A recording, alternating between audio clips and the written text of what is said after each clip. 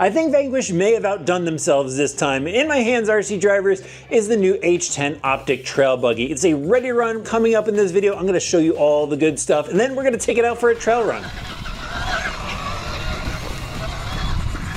So guys, I'm really excited to go over this buggy with you. There's a lot of stuff going on with it, a lot of features I need to tell you about, and I of course took the buggy apart so you guys will be able to see all the features that I'm talking about, because it is a ready to run. It comes out of the box just like this. It's a brushed model, it's four-wheel drive, it's a trail buggy for those of you that are new looking at this thing. They also give you a 2.4 gigahertz radio system, instruction manual, AA batteries. You're just got to supply a 2 or 3S LiPo pack and a charger to get this thing up and running. So let's start off on the outside, and obviously it's got this killer trail buggy body on it.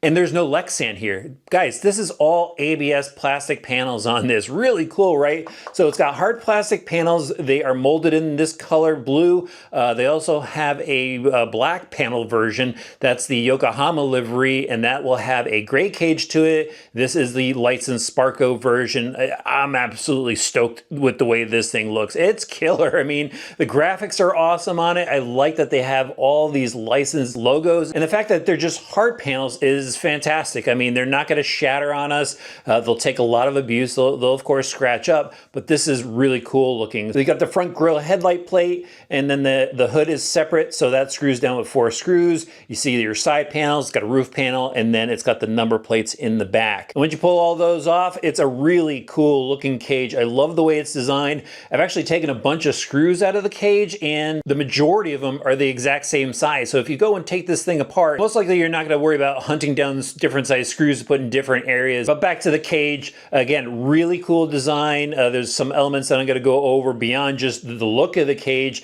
Let's get to the interior. So again, no Lexan. This is ABS molded. The driver figure in there is wearing all Sparco gear because they got the licensing, the head turns. We've got a steering wheel, dashboard with all the gauges and stuff. Those are just decals, of course, but really cool look to the interior. You got the power tank out back here just in case you got to go air up your tires at some point. But let me just spin it around here. There's a fuel cell out back. I love that they even have the machined aluminum fuel cap on there. And just really quick, they got the same cap on the rear axle. And then in front of the fuel tank, there is a radiator. Got to have all those scale details in there, right? I mean, even bump stops on the front. That is pretty awesome. And there's actually some more that I have to tell you about those bump stops in just a little bit. But back to the cage, this is actually really easy to remove. And that's something that they wanted to give to you guys, where this is easy to go and maintain, easy to go and modify. So if you wanted to go and access the transmission, all you have to do is remove the 4 screws that hold the shocks onto the cage.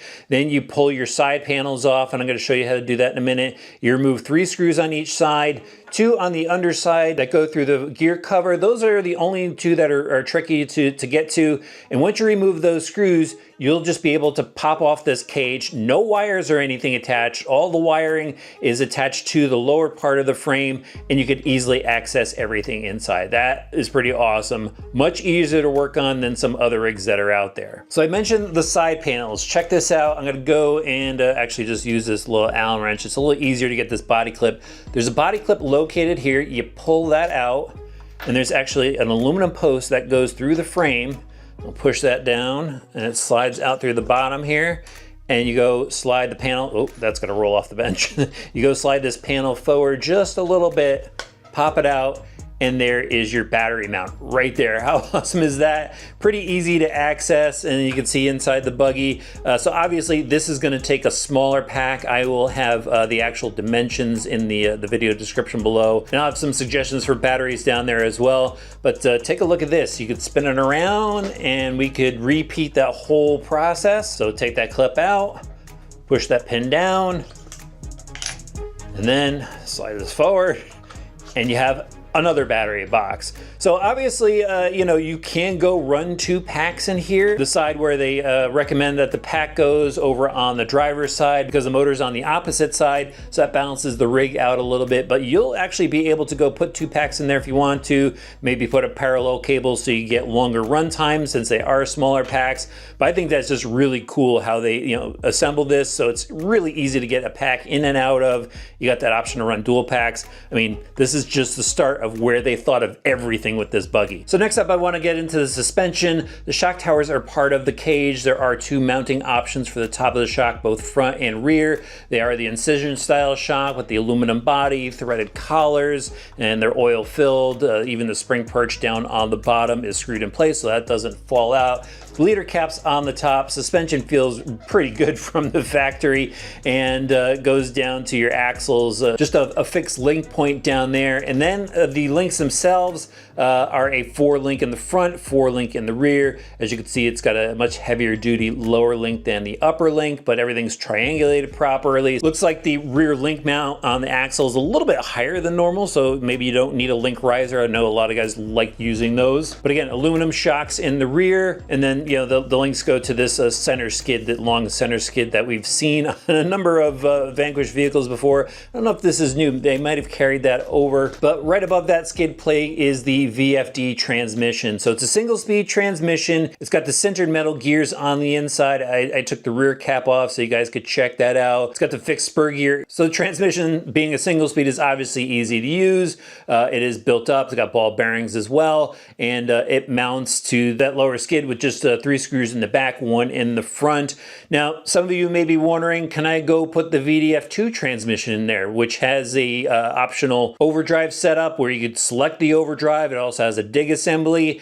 And yes, they already thought of that for us. So you could go take this transmission out, and if you have a VDF2 or you're planning on picking one up, you'll be able to just drop it right in here. And then what they already thought ahead with is, how are you gonna mount the servos to operate that? Well, there's a plate in the back where the speed controller is sitting right now. And if you go and cut out the lower portion of the plate, there's just little tabs where you go and clip them off. You'll be able to go and drop the servos in there to operate that VDF2 transmission setup. They thought of that. That is absolutely awesome. The only thing you have to do is you'll have to get the linkages as well to go set everything up, and you're going to have to relocate that speed controller to a different part of the rig. That's pretty awesome in my book. I think some people are going to want to do that, and there's actually more stuff that they thought of ahead. I'll get to that in a minute. But back to the drive line, sliding drive shafts in the center, and then those drive shafts go down to these H10 axles. And check out the front of this.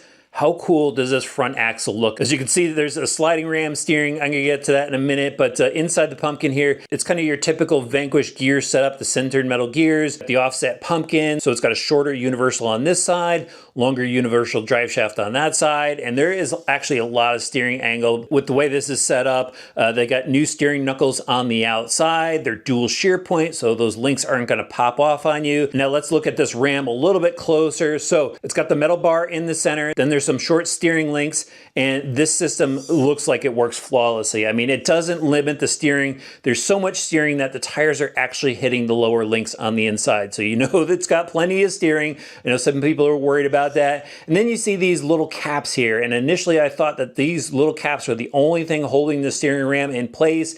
They're more actually like a little scale detail piece, because this center section here is actually the support, and then it's held in with 2 larger screws in the back. So these are just like additional support pieces. This thing isn't going to go anywhere. It's really built up. You could even see how they've got this brace, this skid style brace in the front, which braces the axle, gives it some surface area to glide over rocks. I mean, this front end is really built up. And then the way they have the steering servo plate, it's screwed in a number of locations, so that plate isn't going to go anywhere. And it's got the servo mounted to it, upside down in the back, out of the way, and then it's got the simple steering rod going over to the steering knuckle. Really cool setup. I mean, this thing seems to work flawlessly, so I'm excited to go try it on the trails. But back to the axle, they've got another H10 axle in the rear, and it's got a lot of truss work on it, so it's not going to break. It's got the sintered metal gears on the inside, ball bearings, steel shafts. Now, I bet you some of you are wondering, well, I want to go run a 4-wheel steer trail buggy on this. Did they do anything to make that happen? And yes, of course they did. So according to Vanquish, you could go pick up one of their SCX2 axles where you'll be able to go and mount a servo on top and use that in the rear. You could replace this axle with that. And the SCX2 axle is a little bit shorter, so you're gonna have to get a different wheel offset hub, but they have that stuff available as well. But yes, you'll be able to go put a rear steer setup on here. And I know some of you might be questioning, well, isn't it going to interfere with the fuel cell? You could actually go remove the lower lower part of the fuel cell, so that servo will tuck up inside the fuel cell. I mean, of course, you can remove it completely, but if you still want that scale look, you'll be able to remove the bottom plate, have your rear steer setup as an option. So again, these guys thought of everything with this, but it doesn't end there. Actually, back to the frame, if you want to go and run, let's say a traditional link setup in the front, a 3-link, you could actually go and put your steering servo into the chassis, run linkage down to the steering knuckles, and actually remove one of the bump stops and use that as a panhard bar. If you want to go and use a standard axle up front, if you didn't want this H10 axle. I probably should have clarified that in the beginning. But anyway, you'll be able to go and run a standard axle on here with a panhard bar mount. Very cool. And let's say you like the setup as is, you could actually go and use that separate servo mount on the chassis for a winch. So lots of possibilities with this rig. That's what makes it so cool. That's why I was so excited to show it to you. Just a lot of awesome stuff, a lot of variables, making it easy for you to go and customize this rig. Now, let me just get into the electronics really quick so we can go out and drive this. It's got their VS1 servo up front, your standard Metal Gear servo, Vanquish motor. It's just a can style motor. Their VE1 speed controller, 2 to 3S LiPo compatible. It's got the XT60 plug on it, and then the Vanquish receiver in there. Probably should also mention, it's got the Vanquish radio system, digital radio. You'll be able to go and tune different things like steering endpoints and expo. Everything you need to go and adjust is available in that radio. And finally, I forgot to mention the tires while I was talking about the suspension. So these are licensed Yokohama Geolander tires in their really sticky compound, firm insert, B-lock wheel, and the B-lock wheel bolts to a 12mm hex on the other side. So it's all built up, ready to go. This thing, I'm so excited to go out and drive this. Let's head to a cool trail and have some fun.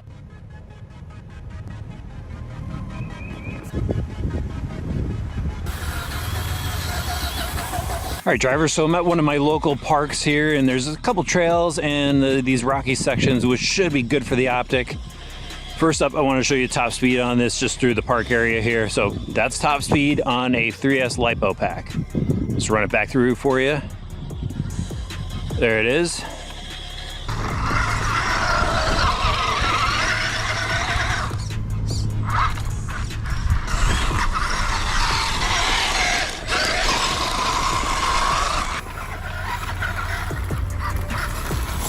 So we got plenty of power to bomb these rock faces here. This crawls right up. Nice drag brake. Through that, no problem. Nice.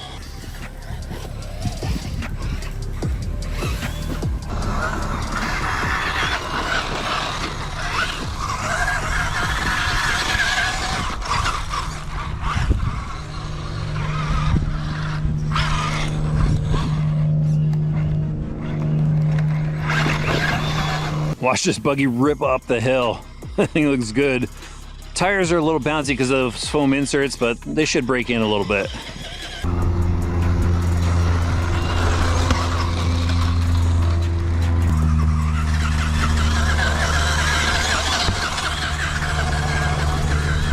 Let's see how this thing turns with that new steering setup up front. I'll just go circles around this rock here.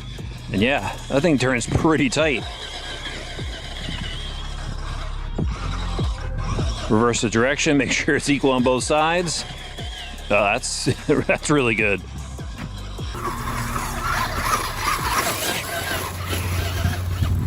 There's a little clicking sound though. See how the suspension works in a slow crawl? Nice, smooth controlled. Let's hit that straight on. Now this is the tricky part here. So far so good. Could probably use a little weight on the front for this part. Yep, and there it goes, rolls over. Let's try that again. We'll come in through this side. And let's try this big gap right here. Oh, that's not exactly the line I wanted. Look at that. Rear end is all bound up. Can we get through? Oh, definitely testing out the gears. Made it. Oh, really wrecked a tire though.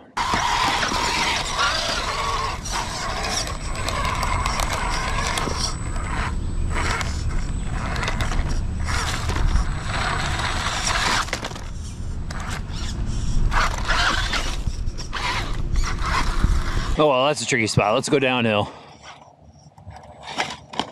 Bounced off of that.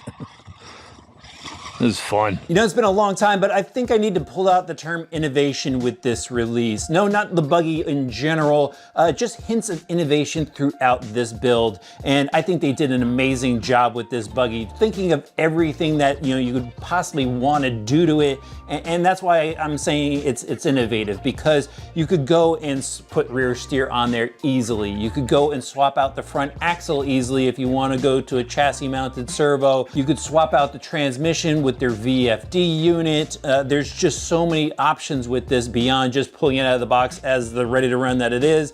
And it's actually a really good ready to run. I mean, it handles really well. It was a lot of fun to drive. It's got some decent power to it. It's got plenty of steering. And the steering itself, that's another reason why I'm saying this is innovative. We really haven't had a RAM steering setup in RC before. I did a quick search and I saw there's a cable operated unit, but one like this that operates easily with the behind the axle servo setup and just some simple linkage and gives you plenty of steering. I mean, I think they did an amazing job and it looks super cool. I don't know why anybody would want to change out the front axle and put a standard in. But even, you know, they went with a smaller battery pack and gave us 2 cradles so you could go and put 2 packs in if you want to. The buggy, again, balances out just fine with the single pack. They gave us ABS panels. I know that's not new, but for a trail buggy, I mean, that's an interesting concept that they've added to this. And then, you know, the full ABS interior. This buggy was released in a bit of a different direction than what we've seen before, and that's what I really like about it. Vanquish makes some high quality products. We've got some good materials throughout on this, and you know, most importantly, it's gonna run awesome on the trails. I thought it did well, you know, just in the rock crawling sections where I went, when I was bombing up and down the dirt hills, it handled well. The only downside was I felt that these tire inserts were just a bit too firm. And again, they may just need to break in, but that's something I might swap out. And I know a lot of people like to put their own tires on, but these tires are actually pretty sticky as well. It's a really good combination, and it's a buggy that has, I think, endless possibilities. If you get tired with it in ready to run form, you could change it up a bit and just have a new experience with it when you're out driving. Very cool release from Vanquish. Let me know what your thoughts are on it in the comments section below, and I'll have links for it in the video description.